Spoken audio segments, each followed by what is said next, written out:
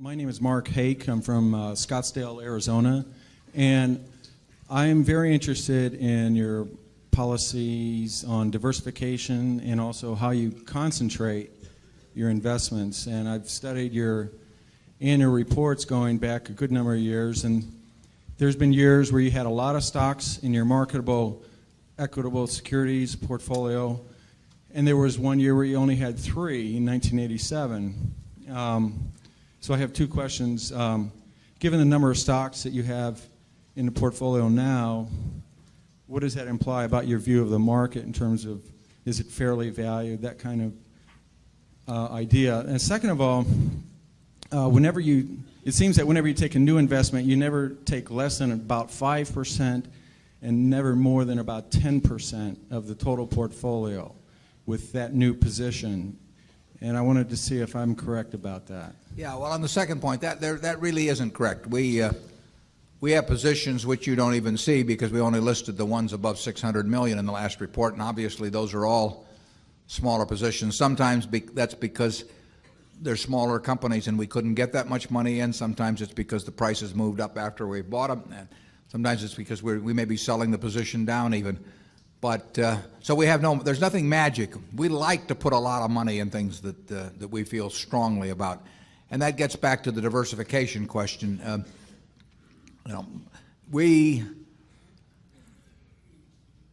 think diversification is, as practiced generally, makes very little sense for anyone that knows what they're doing. Diversification is a protection against ignorance. I mean, if you want to make sure that nothing bad happens to you relative to the market, you own everything. There's nothing wrong with that. I mean, that is a perfectly sound approach for somebody who does not feel they know how to analyze businesses. If you know how to analyze businesses and value businesses, it's crazy to own 50 stocks or 40 stocks or 30 stocks probably, because there aren't that many wonderful businesses that are understandable to a single human being in all likelihood. And to have some super wonderful business and then put money in number 30 or 35 on your list of attractiveness and forego putting more money into number 1 just strikes Charlie and me as madness. And it's conventional practice, and it may, if all you have to achieve is average, it may preserve your job, but it's a confession in our view that you don't really understand the businesses that you own.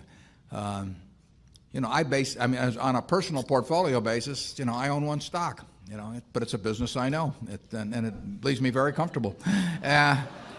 So, do I need to own 28 stocks in order to have proper diversification? It'd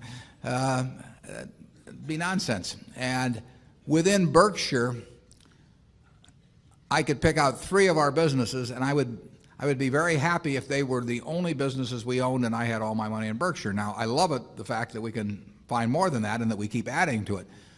But 3 wonderful businesses is more than you need in this life to do very well. And the average person isn't going to run into that. I mean, if you look at how the fortunes were built in this country, they weren't built out of a portfolio of 50 companies. They were built by someone who identified with a wonderful business. Coca-Cola is a great example. A lot of fortunes have been built on that. And there aren't 50 Coca-Colas. There aren't 20. If there were, it'd be fine. We could all go out and diversify like crazy among that group and get results that would be equal to owning the really wonderful one. But you're not going to find it.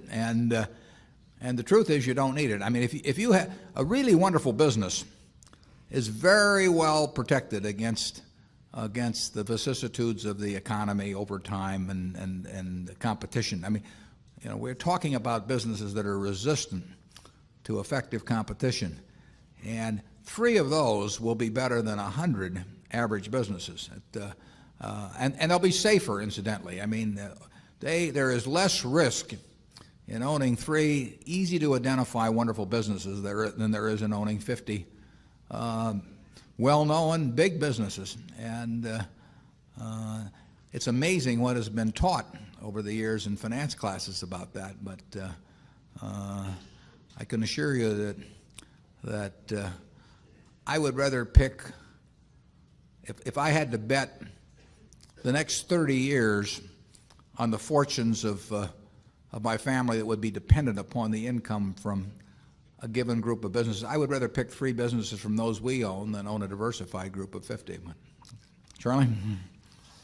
Yeah, what he's saying is that much of what is taught in modern corporate finance courses is twaddle.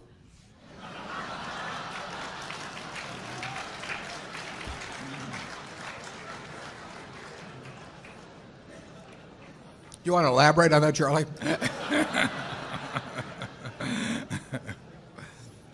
You cannot believe this stuff. I mean, it's modern portfolio theory, and it has no utility. But I mean, it will tell you how to do average. But I think anybody can figure out how to do average in 5th grade. I mean, it's just not that difficult, and it's elaborate. And there's lots of little Greek letters and all kinds of things to make you feel that you're in the big leagues. But there is no value added. I have great difficulty with it because I am something of a student of dementia, and I have. We hang around a lot together. And I can ordinarily classify dementia, on some theory structure of models, but the modern portfolio theory, it involves a type of dementia I just can't even classify. No. Something very strange is going on. Yeah. If you find 3 wonderful businesses in your life, you'll get very rich, and if you understand them, bad things aren't going to happen to those 3. I mean, that's the characteristic of it. By the way, maybe that's the reason there's so much dementia. If you believe what Warren said, you could teach the whole course in about a week. Yeah.